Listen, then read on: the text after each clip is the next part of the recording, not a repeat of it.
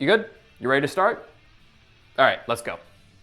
Today we're fighting Ugly Joe using custom settings. He's the man himself, the poster boy of Thrill of the Fight from Philadelphia, USA. Look at that beautiful mug. We are going to be knocking him down here in a second. Ugly Joe is a pretty balanced opponent in terms of how he acts and what tactics he uses in the ring, so I think he's a good example for these custom settings. Speaking of custom fighter settings, let's go into that. The first settings up here, the bout options, these are going to be up mostly to personal preference, whether or not you want a longer fight or you want longer rounds. It really depends on what you're playing Thrill of the Fight for. If you want a really protracted boxing fight, then yeah, turn your round time up, turn your number of rounds up. If you want something shorter, or at least have the option to have a longer fight, then I would recommend number of rounds 5 as sort of the maximum if you want a more quicker feeling fight. Personally, I'm sort of in the middle range of options here. And yeah, make sure to, when you actually change your own settings, make sure to come back to these and make sure that it sort of matches what other settings that you like. I personally found that I originally had the number of rounds at the default of 3. And I found that was too short. I had a lot of fights that I wish had gone for another couple of rounds, so I turned it up to 5. So again, feel this out over time. All of these settings you're going to want to feel out over time. I've been tweaking them ever since I first discovered them, so definitely make sure to come back here later. But now let's get to the most important settings. Now, chin toughness is going to depend a lot on your personal strength. I've found that using 105% chin toughness is too easy, and 110% is just right, but if I went up to like 113, 115 or something, actually, honestly, anything higher than 110, and it's just so hard to knock them out. With 110% chin toughness, I found that I need to get a good combo in on an opponent that's not already really weakened from a long bout in order to knock them out, which I think is the way the game should be. Instead of on 105, I was literally just going bap, bap, and knocking them down, you know, by hitting those weak points over there that you can see on the training dummy very, very faintly. And I just found that to be too easy. So this is really important because how tough your opponent is to knock down will affect how hard the fight is insanely. It is an extremely important option to change. All right, let's see, what else do we have? Power. Increases the damage the opponent inflicts. This one I would definitely not recommend increasing above 105%. Even at 105%, you might want to just turn it down to 100, honestly, because it's good for the opponent to be really threatening on you, but power makes it so that each hit they land on you just does more damage. And I found that the default is pretty good, unless you want to sort of make it so that you cannot risk losing your guard ever. And that's the sort of challenge that you're going for. I definitely wouldn't turn it above 105% because there you're going to see opponents hitting you once and then TKOing you, which is really frustrating, especially when you're several rounds in. And they just get that one lucky shot and boom, the whole fight is over. And sometimes I really wanted to see that fight all the way through to the end, so I don't keep it any higher than that. I wouldn't recommend keeping it any higher than that. Fist speed, dodge speed, block speed, aggression. These all kind of fit in the same category for me. They all generally affect how dangerous your opponent is more than power does, because power is generally a flat, oh, when you get hit, you take more damage. These cause your opponent to actually be faster, attack more, and attack more effectively by attacking more quickly. These options make you actually box a bit like a boxer in this game. You have to keep your guard up or your opponent will punish you for it. And you might notice in the base difficulty modes, once you get these weak points on the dummy over here down, you know, you're hitting them on the chin, you're hitting them in the solar plexus or whatever, or you're hitting them on the sides of the head most of all. And you're hitting those weak points, you're getting those orange hits, you're maybe even getting red hits. You'll notice that your opponent will really quickly, because they're injured, they'll back off into a corner and they'll guard themselves and they'll do the, oh my God, I'm hurt. They'll do all of that.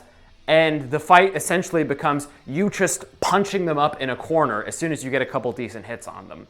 These settings will make it harder for you to get those few decent hits and will make them recover more quickly and remain on the offensive. It'll feel more like a back and forth bout instead of, oh, once you get good at hitting them a couple times and dealing damage by hitting your enemy in the right place, then you're just beating them up in a corner for the most part. So this will keep the bout going on with having that back and forth, having the exchange of blows, instead of just one person gets the upper hand and then they're just punching the other one in the corner. So these settings, I definitely recommend turning them up. Maybe not this high originally. I started at about 120, 130 when first using these custom settings, and I think it was good to sort of ratchet it up because you're used to them being so slow. By default, a lot of the fighters will throw these super telegraphed, super slow punches, and while originally they seemed pretty threatening, now going up against a normal fighter, they're just so easy to block and dodge. They're absurdly easy. So I really recommend turning up the speed. It will make the game flow overall better and keep the fight actually feeling like a fight longer. And you'll also really improve your reflexes and reaction time. It will generally make the whole experience a lot more intense. Extra options, trauma gain rate. If you want shorter fights where hits matter more, then turn up the trauma gain rate. If you want longer fights where individual hits will deal less overall damage to your opponent, then turn it down. Personally, I keep it at 100. I think the default trauma gain is fine for my purposes, especially since I'm boxing up to like 5 rounds. If you want shorter fights that only last like 2, maybe 3 rounds, turn that up a little bit, and you'll find that you and your opponents will be knocked down much more easily as the round goes on. So every time one of you gets hit and you see that yellow, you see that orange, you see, if you're really good, you see that red, then both you and your opponent take accumulated trauma damage, meaning that future hits will do greater damage, which generally accumulates like fairly slowly over time. You need to get good hits over the course of multiple rounds for it to really be noticeable and to be able to say, an opponent that you typically had to land a really solid, 2 or 3 orange hit combo on in order to knock them down, you could then maybe knock them down with 1 orange hit or maybe just 2. So if you want to have your fights last, if you want your fights to be more high stakes and not last as long, turn up the trauma gain rate. I think the default is also just great, but again, all of these are personal preference. All of these are subjective, so play around with them. Anyway, knockdown limit, knockdown required in a round for TKO. I had some fun turning this down to 1 and seeing whoever got the first knockdown, that's the one who wins. I think the default 3 is good. That will have you push yourself on an opponent you have the upper hand against, but you haven't quite beat yet. It'll force you to push yourself to try to get those 3 knockdowns in a round if you really want to go for it. Otherwise, it'll keep you from getting knocked out too easily. The default's fine, but if you want to turn it down from 1 to 1 just for fun, to simulate maybe total knockouts for every single knockout, go for it. Judge strictness, I have not actually messed with this one at all. The lead required to win. If you want to win on points, I guess that's the case. Points I've found to be very hard to quantify in this game, and so for that reason, I've left it at 100%. Punch frequency rates. Change how often your opponent will target a certain part of your body. I wouldn't recommend changing these at all, but then again, maybe play around with them, maybe have fun with them. If you find your opponents rely too much on one sort of strike and you don't like that very much, then turn that sort of strike down. If you feel that maybe they're not jabbing enough to get you ready for a further attack, maybe turn the jabs up. This is, again, subjective. Personally, I like the defaults. I think the opponents are well designed.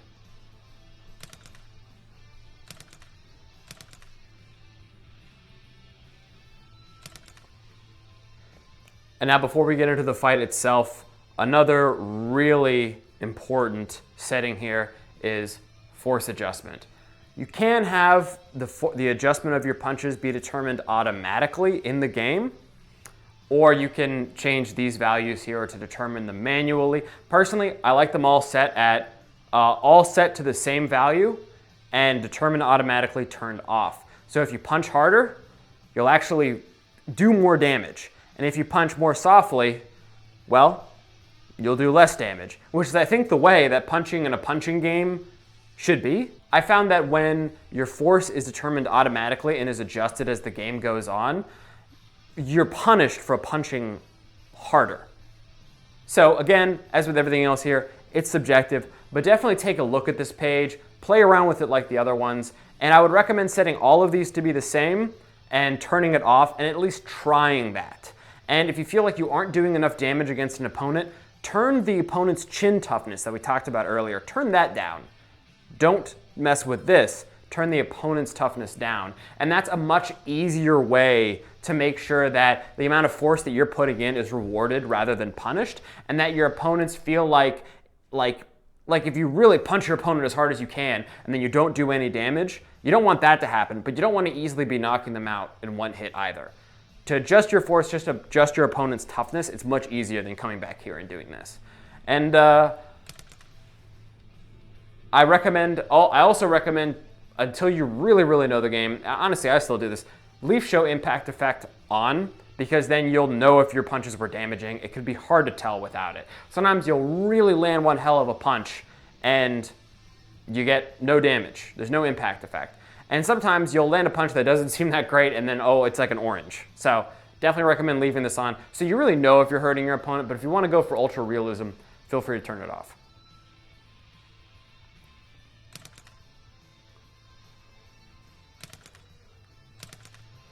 All right, now that we've set our settings and we're ready to go, let's knock out Ugly Joe.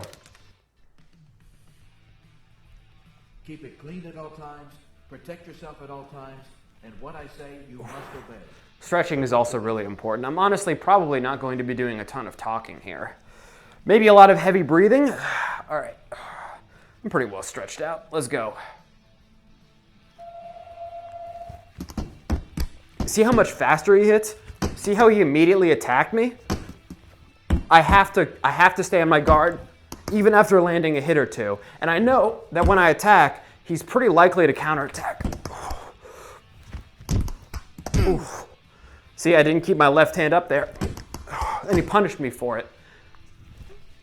Now, they'll still stay on the defensive a bit if you give them a good whacking or two. It's not like they'll always be punching you. And you can still knock them into a corner if you really damage them. But it's not as easy to absolutely just punk your opponent and get them on the defensive right from the get-go. You'll see that even after landing multiple good hits, he's still coming back at me with counterattacks. And that's because I turned the aggressiveness up.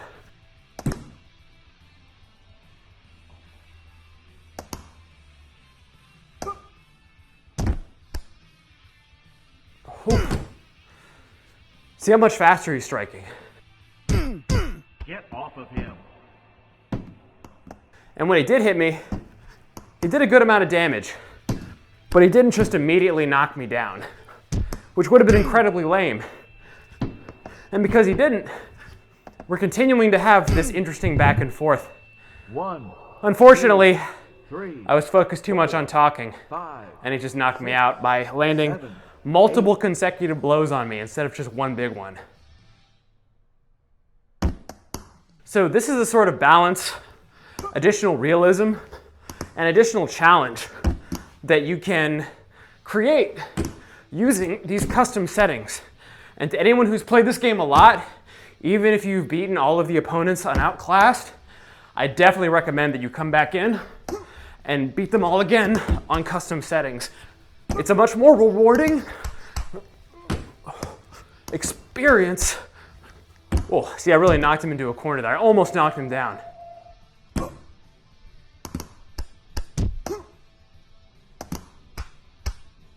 Oh man, I should have gotten a knockdown there. I kept throwing hooks on the wrong side. Whew. And since I don't like taking breaks, let's go into the next one.